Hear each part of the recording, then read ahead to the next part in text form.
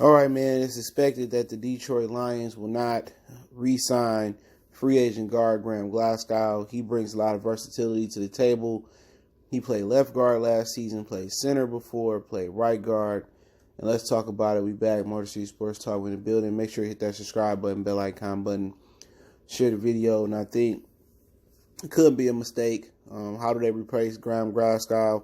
I mean, you got a few layers or a few tiers you can go to. One is free agency. Two, you can draft one. Three, you can promote somebody already on the roster. They can bring back Wiggins, Dow. They have the rookie name, who I can't pronounce, off Wisconsin. And also they got the guy they drafted out of Oregon a couple years ago. He played left tackle, right tackle in Oregon, even played some guard as well. But with Graham Glasgow, you lose versatility, I want to say first. And the versatility that you lose with him is a guy that can play every interior line position there. So the Lions have to find a backup center and a guard as well too. Okay, so you get rid of Glasgow, you losing two positions. Now you say, well, what do they need to pay to bring Glasgow back? And remember, Glasgow is a Bob Quinn draft pick. I think he was one of the very first picks that he drafted since coming to Detroit, in around $10 million a year. That's what they be paying Taylor Decker this year in the option year, $10 million this year, and he ain't that good.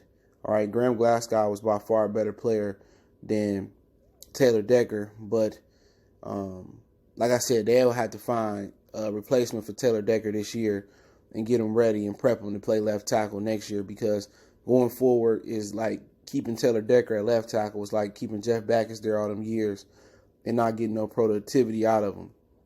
And with Glasgow, he was a good player. He rated pretty high mostly this year in Pro Football Focus, but I don't know why they don't want to bring him back. Obviously, they don't want to pay him, and they'll probably go a cheaper route. So they developed a few guys that probably can step in. I mean, you can draft really good guards in the middle rounds. I mean, Larry Warford was one. You got Graham Glasgow in the middle rounds. But, do you trust Bob Quinn to get a respectable guard in there? And they don't have a left guard neither. They left guard Wiggins and Dow suck. So you need two interior guards. And we talking about the Lions need to upgrade the run game and get blocking. If you was already terrible with a good player like Graham Glasgow, do y'all trust Bob Quinn to go in there and find the next good guard or develop the next best guard? I don't. You know what I'm saying? So I'm already anticipating next year that they don't run the ball well. You bring back Taylor Decker, who not good at run blocking. You got to replace the right tackle. Your left guard suck. And now you got a vacancy at the right guard position. And now if Ragnar go down, you don't have a backup center to be respectable as well. So Glasgow bring a lot of value there, for $10 million a year, which will make him one of the highest paid guards. He does bring some versatility, but like I said before, they got to find a guard to replace him with. Yes, you can get great production out of rookie guards. We've seen it before. There was the kid out of Notre Dame for Indianapolis, Brandon Sheriff. He was pretty good. It happens. Larry Warford was good for us. So, on the free agent market, I'm not sure what's there for guard, but we'll see what they do. But then again, you go out there saying we're going to get a free agent to kind of fill out some vacancies across the offensive line, but who want to come here? That's the question. Matt Patricia's creating he's creating a culture that people don't want to come here, from Grover Quinn and Keem Vallis, Richard Sherman. A lot of guys spoke about not being happy here, and there's no telling Quadre Diggs what other people are going to say going forward. So Bob Quinn has already overturned the offensive line once. Wagner, Lang didn't work. Ragnow did work. Decker didn't work after the shoulder injury his rookie year.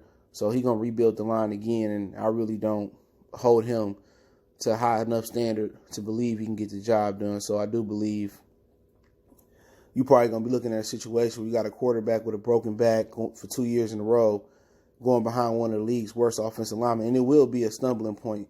Even if he put together a great line, great lines have camaraderie.